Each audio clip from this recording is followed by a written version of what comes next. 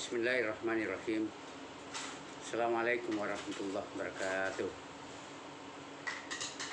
Alhamdulillahilladzi an'amana bi ni'matil imani wal islami wal izzah wa an'amana aidan bi ni'mati sihhati wa quwwati wal afiyah alladzi ja'ala syahra ramadan syahran mubarak sayyidus suhur wa unzila fihi al-Qur'an hudan linnas wa bayyinatin minal huda wal furqan. Wassalatu wassalamu ala nabiyina wa rasulina Muhammadin Abdullah wa ala alihi wa ashabihi ajma'in. Para saimun, saimin dan saimat yang sama berbahagia.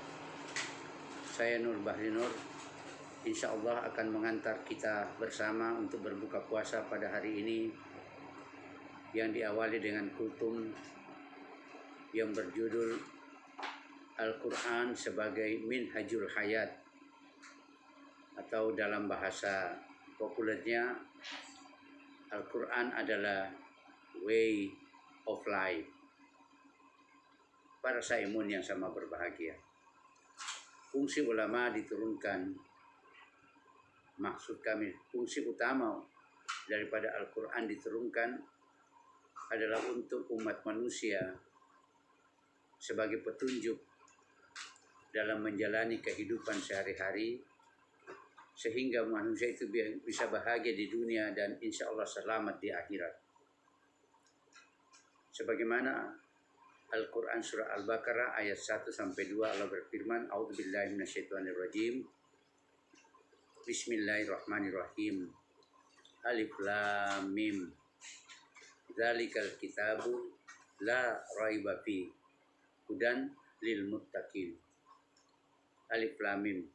Inilah kitab yang tidak ada keraguan padanya sebagai petunjuk bagi orang-orang yang bertakwa. Kemudian pada surah yang sama ayat 185 Allah berfirman, A'udzubillahi minasyaitonirrajim. Syahrul Ramadan alladzi unzila fihil Qur'an hudan linnas. Dan bulan Ramadan itu diturunkan Al-Quran sebagai petunjuk bagi manusia. Kemudian Allah menyambungnya wa bayyinatin minal huda wal furqan, dan juga sebagai penjelasan-penjelasan mengenai petunjuk tersebut dan sebagai Al-Furqan, yakni pembeda antara yang hak dengan yang batil.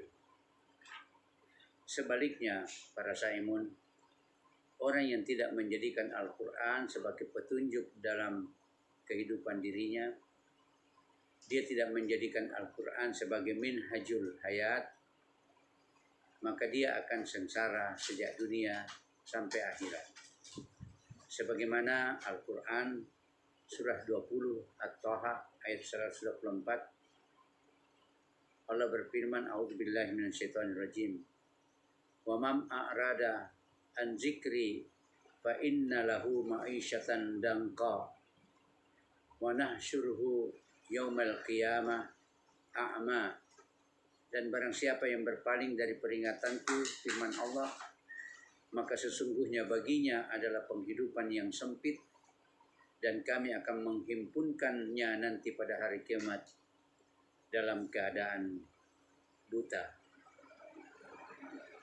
Para saimun rahimakumullah, Al-Quran sebagai minhajul hayat, sebagai way of life adalah memberikan keutamaan yang pertama. Membaca Al-Quran adalah ibadah.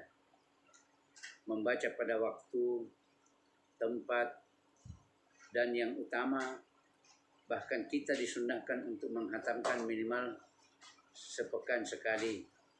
Dan pada waktu-waktu yang merupakan waktu yang berberkah dan penuh keutamaan adalah bulan Ramadan, bulan suci, atau ketika kita berada di tanah suci Makkah dan Madinah, atau 10 hari pertama bulan Zulhijjah.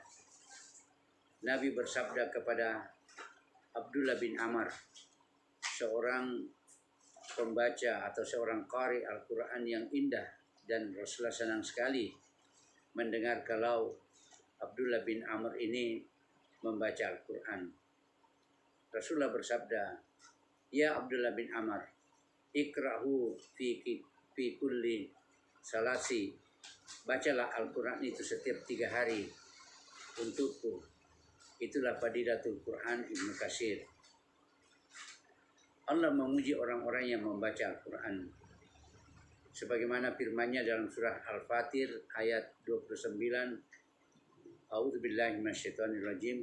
Sesungguhnya orang yang selalu membaca kitab Allah dan mendirikan sholat, menafkahkan sebagian harta dan rezeki yang Allah anugerahkan kepada mereka dengan diam-diam atau dengan terang-terangan, mereka itu mengharap perniagaan yang tidak akan rugi. Jadi innal ladzina yatlunal kitaballahi wa aqamus salata wa anfaqu mimma razaqnahum sirran wa alaniyah yarjuna tijaratan lan tabur. Itulah Quran surah 35 Al-Fatir ayat 29. Aisyah radhiyallahu anha meriwayatkan bahwa Nabi Shallallahu alaihi wasallam bersabda, orang yang membaca Al-Quran dengan mahir, maka ia akan bersama dengan para malaikat yang mulia lagi taat. Sedang orang yang membaca Al-Quran dengan tergagap atau susah membacanya, maka baginya adalah 2 pahala. Muttafaqun alaih. Yang kedua, memahami isi Al-Quran sebagai petunjuk. Ini terrealisasikan bila selain membacanya, kita juga mengerti, kita juga bisa memahami, mampu menghayati, apalagi kemampuan kita analisa untuk merenungkan apa makna-maknanya. Dengan memahami makna Al-Quran, maka lahirlah rasa cinta, kerinduan kita kepada Allah dan surga Jannatul Naim, rasa takut akan kebencian dan siksaannya. Kita membaca Al-Quran dengan penuh pengharapan agar kita selalu diridhoi, diampuni, dan selalu dirahmati. Kita akan selalu bertawakal kepada Allah Subhanahu wa taala dengan mensyukuri segala apa yang ada, menyabarkan yang belum kita dapatkan, dan bagaimana kita dapat menghidupkan hati kita di dalam menaungi daripada kehidupan kita yang penuh dengan tantangan ini.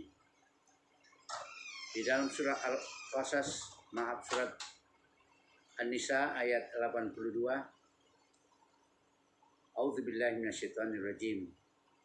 Afala yatadabbaruna al-Qur'an walau kana min indi ghairillah walau wajadu fihi ikhtilafan katsira. Maka apakah mereka tidak memperhatikan Al-Quran itu?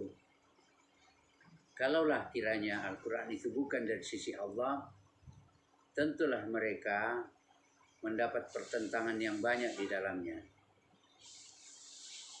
Membaca satu ayat Al-Quran secara berulang-ulang dalam satu malam atau lebih daripada membacanya sampai tamat tapi tanpa pemahaman dan penghayatan, itu jauh lebih baik daripada tamat tanpa kita hayati dan pahami. Sebagaimana surah Al-Maidah surah kelima ayat 118, jika engkau menyiksa mereka, maka sesungguhnya mereka adalah hamba-hamba engkau, dan jika engkau mempunyai atau mengampuni mereka, maka sesungguhnya engkaulah yang maha perkasa lagi maha bijaksana. Pemahaman dan penghayatan Al-Quran itu ada 2. Yang pertama adalah untuk menemukan maksud dan kehendak Allah dalam ayat yang dibaca, dan yang kedua adalah pemahaman terhadap makna-makna ayat-ayat kauniyah atau ayat-ayat alam ini. Yang ketiga adalah mengamalkan Al-Quran sebagaimana sabda Rasulullah, khairukum man ta'allama al-Qur'an wa 'allamahu. Sebaik-baik kamu adalah yang belajar tentang Al-Qur'an dan mengajarkan atau mengamalkannya kepada yang lain.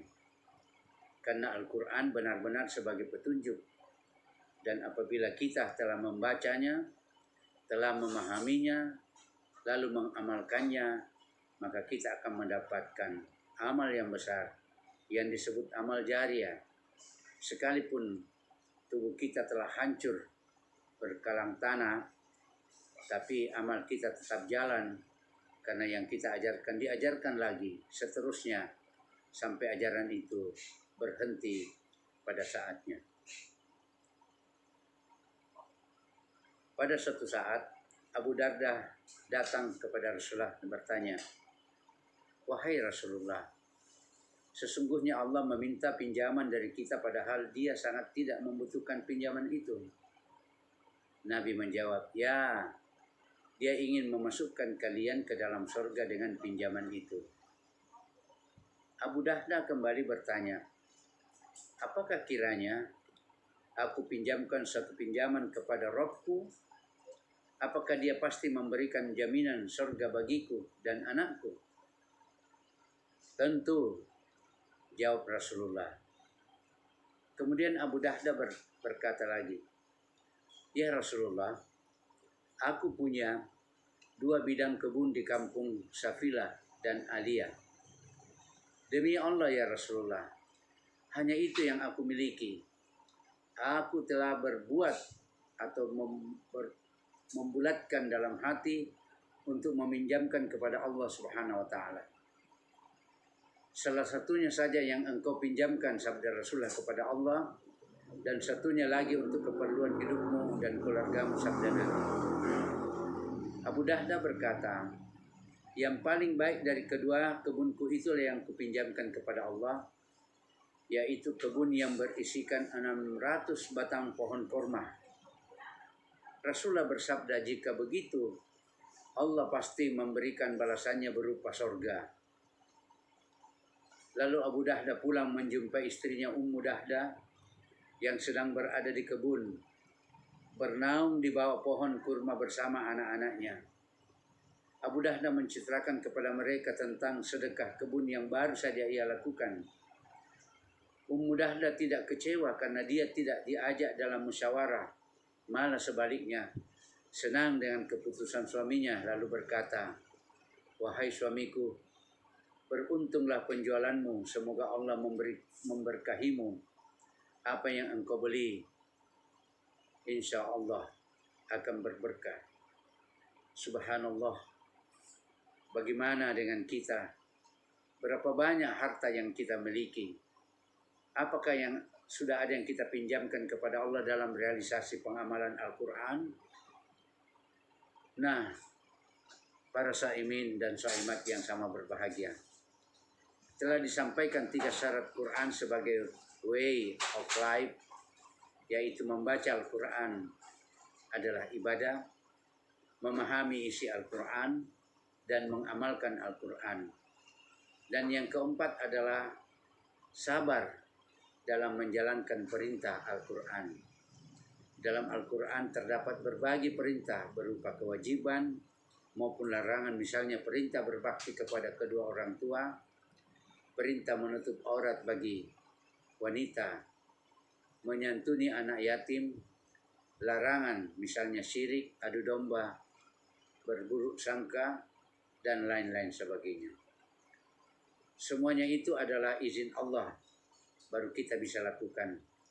Dengan mengendalikan atau memaksa hawa nafsu kita untuk tunduk dan sabar dalam melaksanakannya. Salat subuh beda dengan salat duhur. Kalau kita ikhlas, akan terasa kelezatan dan kenikmatan salat subuh. Yang kelima, menyerukan Al-Quran untuk memberlaku hukumnya, yaitu setelah kita baca, kita memahami isinya, kita mengamalkannya, bersabar dalam menjalankan perintahnya, maka hendaklah kita mendakwakan hukum-hukumnya, memberlakukan Al-Quran dalam seluruh kehidupan kita.